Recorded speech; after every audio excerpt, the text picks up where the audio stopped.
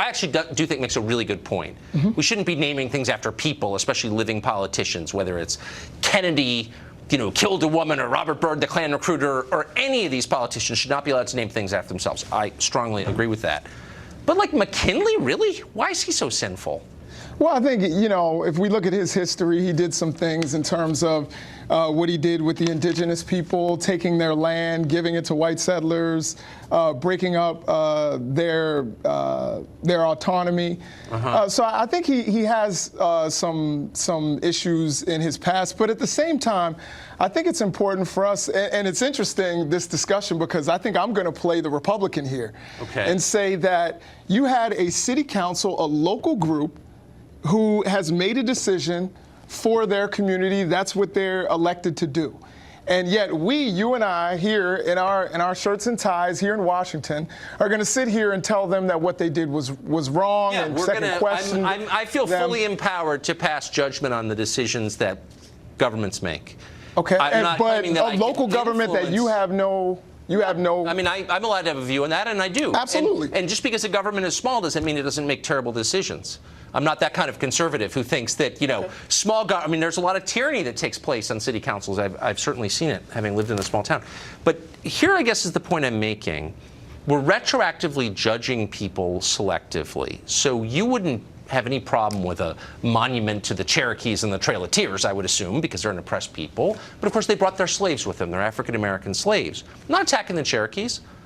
I'm merely pointing out that, history is a lot more complicated than we pretend it is. And you know that, of course, as a professor. So why are we now pretending that everything is in stark black and white and there are good people and there are bad people and nobody in between? That's a lie. I think, the primary thing when we're talking about presidents and what they've done is that we need to have a dialogue about the totality of what they've done.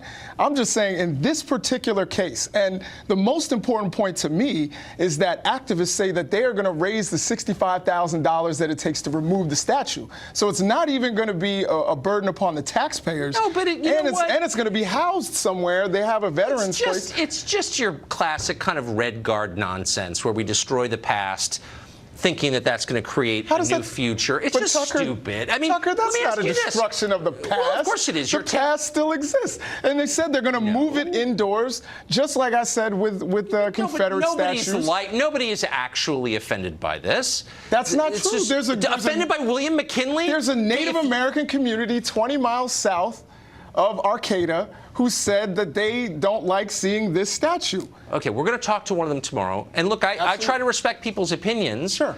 But taking down the statue will not improve the life of a single person in that community, as you know. But let me ask you this. As long as we're using these criteria, why do we have an FDR memorial here in Washington after he literally put in internment camps people on the basis of their skin color? Why do we have that? I think in living memory, by the way. I mean, some of the people who were in those camps are still alive. This wasn't 300 years ago. It was 80 years ago.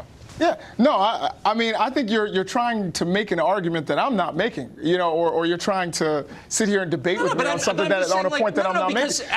What I'm saying here is, just like people may be offended by certain things in certain communities. I don't think we should necessarily force it upon that community to have that statue if they want to remove it. This isn't the Lincoln, I'm not forcing it on Arcata, and I also think that the marijuana use level is so high in that town that I'm not sure that they'll ever kind of get it together enough to take the statue down. I'm betting on that. But I do think there's a principle here that's worth talking about, and that is, how do we assess figures out of our past? Do we impose the values of the present moment, the transitory values that we have this right moment, on people retroactively, or do we take a broader view and say a lot of people are heroic? Cesar Chavez, for example, flawed guy, beat up illegal aliens.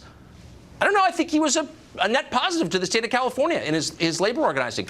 Do you see what I'm saying? What I'm saying? We want to distort history for political reasons. Well, here's what I believe. Why can't we take this McKinley statue and put it somewhere where we can have a dialogue about what he represented in both the good and the bad. Because and that nobody knows anything about McKinley, as you know. But that would be in a museum. That's where they can learn. Because nobody actually cares about learning about history, and I bet you $1,000. And that's a problem, and I don't think it's a huge problem. I bet you can't find 15 people in America who can tell me 10 things William McKinley did. I honestly think that's true. I believe including the people who are calling I think the people in Arcata can tell you 10 things that he... I don't believe that for a second. I really don't. We're going to talk to what I think tomorrow. And I'm going to say, I'm going to sit here in silence as you tell me facts about William McKinley, and I bet you that'll be the shortest conversation ever aired on television. We'll see. Professor, thank you. Thank you. Thank you, Tucker.